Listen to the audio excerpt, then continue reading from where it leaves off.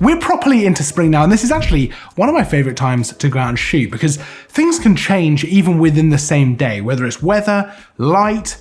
There's loads of stuff to think about and loads of stuff to go out and shoot. So let's talk about 3 things you can shoot right now in spring. It's Tutorial Tuesday. Welcome back to Tutorial Tuesday, where each and every Tuesday, we bring a brand new fresh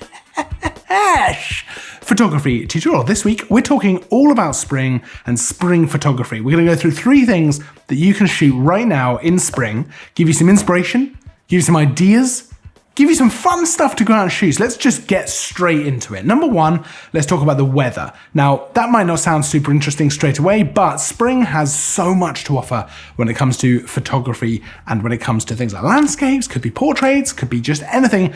The weather changes all the time. Spring sunsets are gorgeous. They are so beautiful.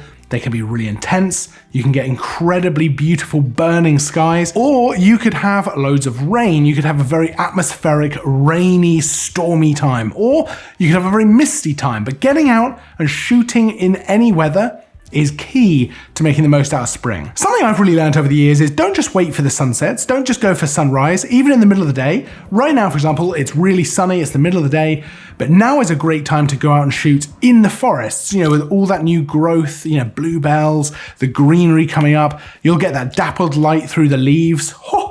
It is really, really beautiful. So any time of day can be a good time to go out to shoot in spring, because there's always something different to shoot. And just because it's raining outside, don't write off that day either. That's a great time to get out and take some more atmospheric shots, maybe even in the mist. Loads of stuff to think about when it comes to weather. The second thing we're going to talk about is wildlife, and this is such a good time of year to go and shoot wildlife. They're all sort of coming out, they're a bit happier, they're moving around a bit more, winter's over, things are happening. You also have a lot of different baby animals. So for example, baby swans are lovely, they're really beautiful, and you get some great opportunities to take photos of the parent swans with the baby swans, swimming around, and it's just fantastic. Birds seem to be chirping more, seem to be moving around more, all the animals seem to be a little bit more lively, because spring has sprung, and it just makes for more opportunities to get great shots. Now, you don't have to concentrate on just things like deer or something you need to trek a long way for. Going down to your local park can be a great way of capturing all kinds of different things. Yes, there's gonna be ducks and seagulls, no worries. But you might also find things like herons, you might also find things like squirrels, which can make for great subjects. There's just so much. I love shooting robins. I think they're a beautiful bird to photograph, and there's just a lot of opportunity now. So now's the time to go out with your telephoto lens and really hone that wildlife skill. The third one I want to talk about is getting close up, because there's a lot to get close up with when it gets to spring. Now there's blossom on the trees, there's flowers blooming now, bluebells.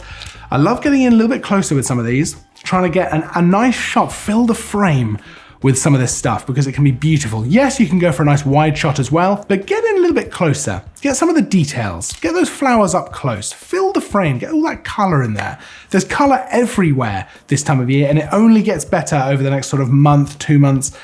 Oh, it's lovely. I love doing that. So get in a little bit closer, get in a little bit tighter, see what you can do with that composition. Practice it as if maybe you were taking a portrait of a flower. Just approach it a little bit differently, get down to their level, get a little bit tight, nice blurred background, see what you can do. Play around with the light, wait for that dappled light to come through in the middle of the day. Shoot at sunset for a nice warm glow.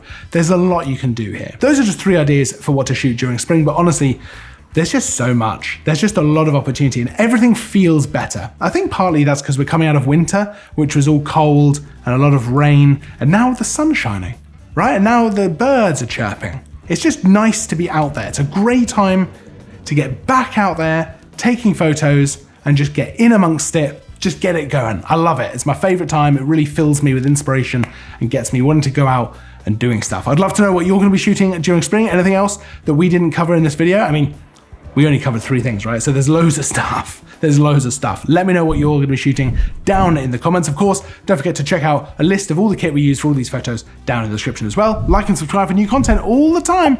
I'll see you next time, and until then, as always, thanks for watching.